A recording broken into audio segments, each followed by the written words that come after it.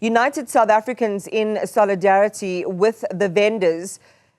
They're marching to the Gauteng Department of Education offices today to demand that it compensate affected vendors for the average income they would have earned the average income that they would have earned and the average income that they lost during the time that they were banned. And Lumka Bekindawo joins us from the Johannesburg Library Gardens, where they are marching to make their demands heard and known. Lumka, just share with us again this aspect of the story, because it was after the deaths of those children, the food poisoning incidents that we saw variously across different locations. This was one of the actions that were called for by the Department of Education to limit the risk to children, but it has had a major impact on their livelihoods.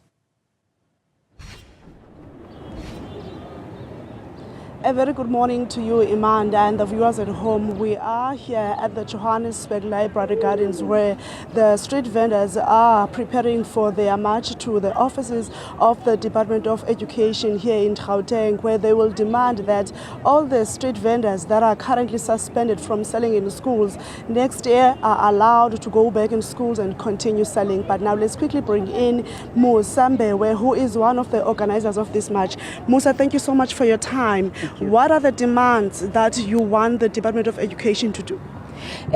Firstly, we have realized as South Africans that our president is the president in Africa, not of South Africa. So as a result of that, we came together as South Africans and we said, regardless of our political T-shirts, we're going to to unite and for the common purpose of making sure that we advocate for ourselves, because never again should we be continuing to vote and wait for something to happen that has not happened 30 years ago. The vendors have not killed anybody. These are people that raised us up. We have never had any of the death that has been recorded because of the work that they are doing. They decided to not be dependent on the 350 and to wake up and use what they've got. And now the government unlawfully decided to just spend them without any compensation, without caring of the number of people in their household that they're taking care of. So we are here to demand that they all be taken back.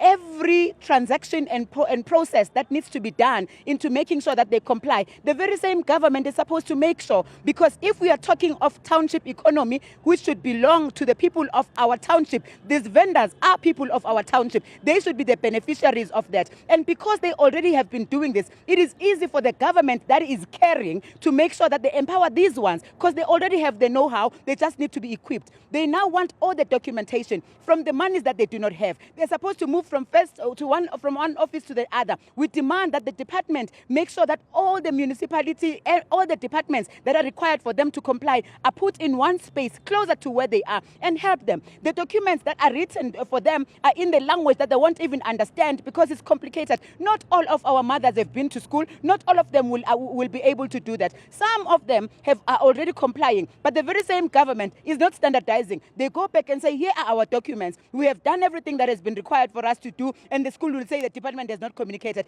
because they are treated as I don't know, we are at the bottom of everything in the list that says you are a South African, you must be taken care of. So no one understands, no one accounts. Everyone is just saying whatever they want because they are not affected. I'm actually wondering, where is this government and where is our president really living, where he doesn't know the reality of the people that he really serves? It shocked me yesterday when I saw somebody from ANC saying that the government Ramaphosa, so the President Ramaphosa must step down. We are actually saying that because we are doing these things because there's no monitoring and nothing. So we want the compensation of the 2 weeks that they stopped them without caring. It's festive season right now. They don't have bread. They don't even know what is going to be happening. So we want all those things to be done immediately. We want an answer in 7 days, because by the time the schools are opening, we want to avoid the stampede that is going to be happening when they're all pushing, because now they're really starving and there is nothing that says, okay, we're going to look at what you're doing. As South Africans, we're going to stand up for ourselves. And we want the government to know that you are a president. It means you preside over the people.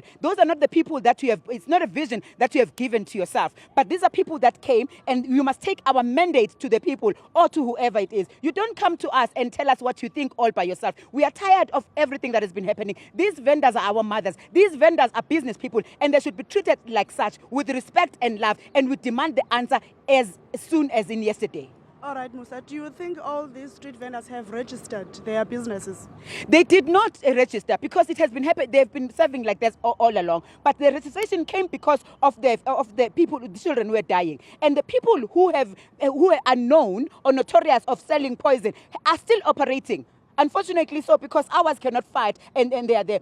Whose responsibility it is? Because if there is monitoring that is happening there, those vendors wouldn't have been there even the 30 years or even before. But no one is doing their job. All of a sudden, they want to look as if they are complying, but by making sure that they're oppressing South Africans and no one else in our country. We can't be treated as visitors. And when our parents, because these are our parents, today we are standing here because Imadala Makota and Alama Kunyalawa has made us to be what we are. They deserve respect more than anything else. Thank you so much, Musa, for your time.